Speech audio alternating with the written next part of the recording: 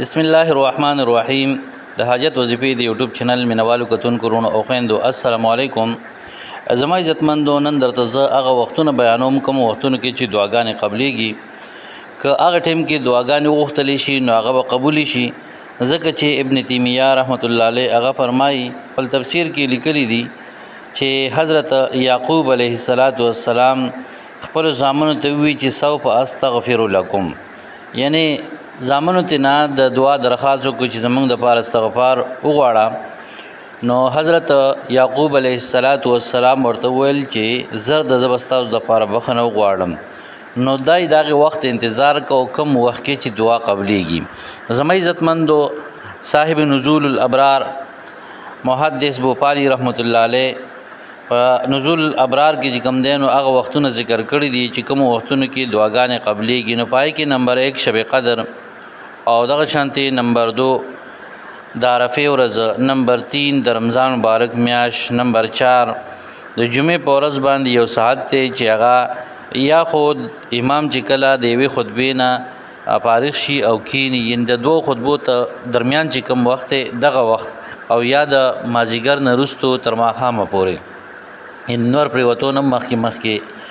نمبر 5 د نیمې شپې او یا د شپې په اخري حصہ کې. نمبر 6 د اذان په وخت کې اذان کېږي هغه ټیم کې دعا قبليږي.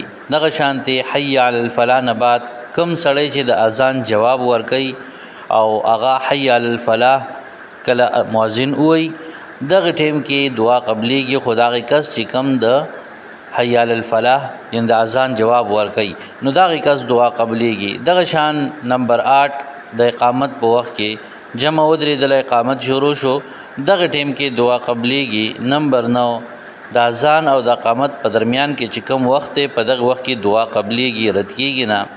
نمبر 10 د جهاد په سب کې د جهاد په سب کې او سړی ولاړ دی دغه ټیم کې دعا غواړي دغه دعا رد کیږي نه، الله رب العزت قبلای.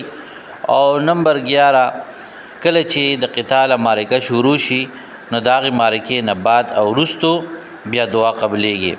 دغه شانتي زما عزتمندو د فرض منځون نه بعد دعا قبليږي. فرض منځ دیو کو نو خلاص سره دعا غواړه. او نمبر 13 په سجده کې د سجدې په حالت کې څوک دعا غواړي هغه الله رب العزت ته ډیر زیاته قبول ده هغه رد کیږي نه. او دغه شانتي نمبر 14 د قران پاک د تلاوت نه وروسته یو سړی دی هغه د قران پاک تلاوت کو داغه نه پس دعا غواړي دغه دعا قبليږي رد کیږي نه. او کله چې جمع ولاړی امام ولضالین وای نو د هغې نه وروسته دعا قبليږي امین ویل پکار دی نو دعا قبول شي.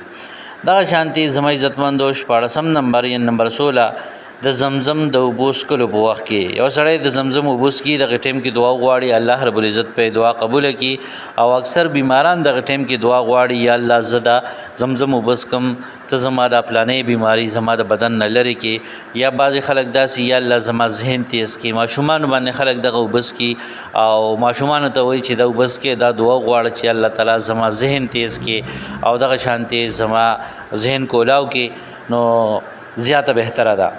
دغه شانتي زما عزتمندو نمبر 17 کله چې بانګ وای شرګانو بانګ وای دغه ټیم کې دعا قبليږي ځکه چې پرشتي ویني نو دې اذان کوي بانګ وای نو دغه وخت کې دعا قبليږي. نمبر 18 د ذکر مجلس ته پای کې یاد الله تعالی ذکر کیږي یاد رسول الله صلی الله علیه وسلم ذکر کیږي نو پاغي مجلسونو کې هم دعا قبليږي.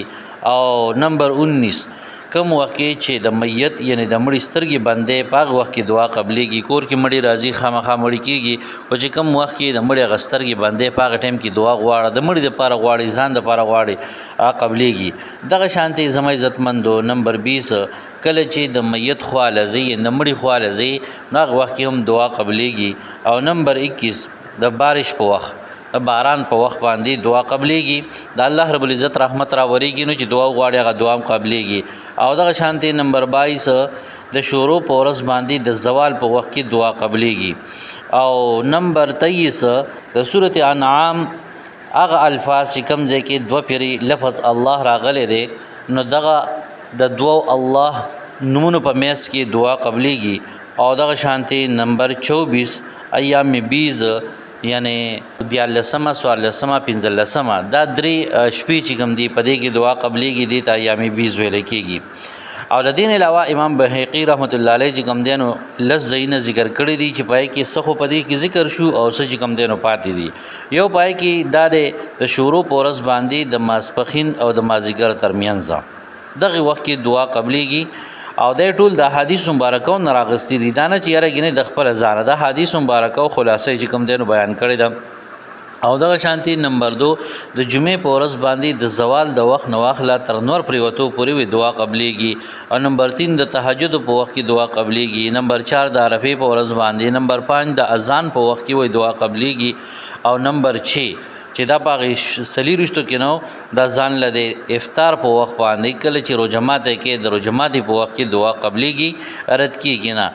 او دغه شانتي 7 نمبر د باران په وخت کې کله باران شروع شو نو هغه ټیم کې دعا قبليږي. او نمبر 8 چې کوم دی نو د ذکر کوي چې د مسلمانانو د اجتماع په موقع باندې مسلمانان راجمع شوي دي دینی مجلس ته او پای کې بیان کیږي یا هر یو مجلس ته خود دنیوي مجلس نه دی بلکې دینی مجلس ته نو د هغه په موقع باندې کوم دی دعا قبليږي.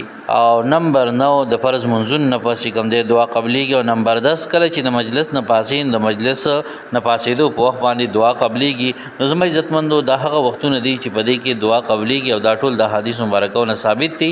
په دې وجه باندې زموږ عزتمندو د وختونو کې د دعاګانو اهتمام وکړي دا نه چې یاره ګندې وخت نه علاوه په بل وخت دعا نه قبليږي نه. زموږ عزتمندو هر وخت دعا قبليږي لیکن دا هغه وختونه دي چې قبولیت ته زیات نږدې دي. په دې وجه باندې حدیث مبارکاو کې د دې ترغیب راغلی دی.